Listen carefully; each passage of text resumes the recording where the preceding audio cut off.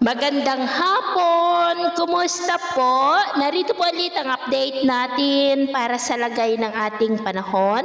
Ngayong hapon po ng August 24, 2026. Sa ngayon po ay 5 na aktibong sama ng panahon ang nandito po sa may West Pacific.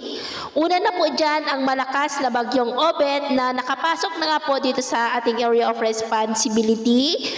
At taglay ngayon ang lakas ng hangin na maabot na sa 175 kilometers per hour at bugso na 215 kilometers per hour. Hindi po natin ramdam ang lakas nito dahil malayo po, about 1,420 km northeast ng mainland Cagayan. Inaasahan rin po na lalabas yan sa ating area of responsibility anytime, pero patuloy pa rin ito na hahatakin ang habagat hanggang po sa weekend.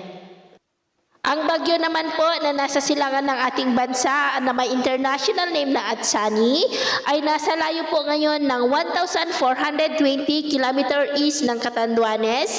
Hindi po yan banta sa ating bansa pero nakahatak pa rin po nito ang habagat na patuloy pa rin na nakakaapekto sa kanluran ng Luzon at posible rin yan na mahigop ng bagyong Obet sa susunod po na mga araw. Ang dating bagyong Neneng naman at ang bago na LPA na nabuo ay pareho na po na naglandfall sa vicinity ng China pero patuloy pa rin po nila na nakahatak ang habagat na siya ngayong nakakaapekto sa kanluran pa rin po ng Luzon.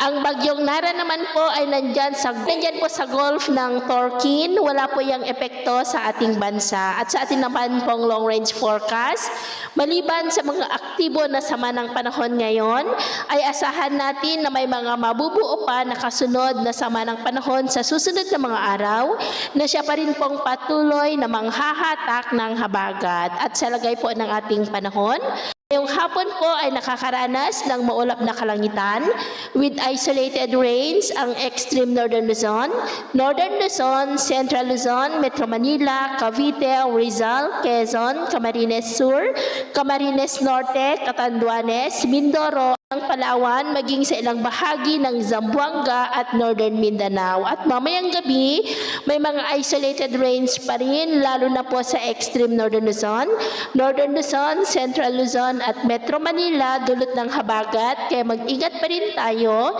sa mga banta po ng mapagbaha at pagguho ng lupa. At sa atin naman po mga baybayin, dahil pa rin po sa habagat, ay iwasan na po muna natin ang papalaot sa mga baybayin po ng Batanes, Babuyan Islands, Ilocos Region Seaboard at kanlurang baybay ng Central Luzon hanggang sa Maynlubang Island na ang mga alon ay posible po na aabot hanggang sa 1.7 to 2.5 meters height. Kaya hanggat maaari po ay iwasan na muna natin ang papalaot dyan sa mga may kulay pula para mas makaiwas sa mga sakunang pangkaragatan. So, ito po ang latest update natin sa araw na ito. Ako po muli si James na nagsasabing sa kahit anong pagsubok po na darating sa ating buhay, huwag po tayong mawawalan ng pag-asa. Thank you and God bless!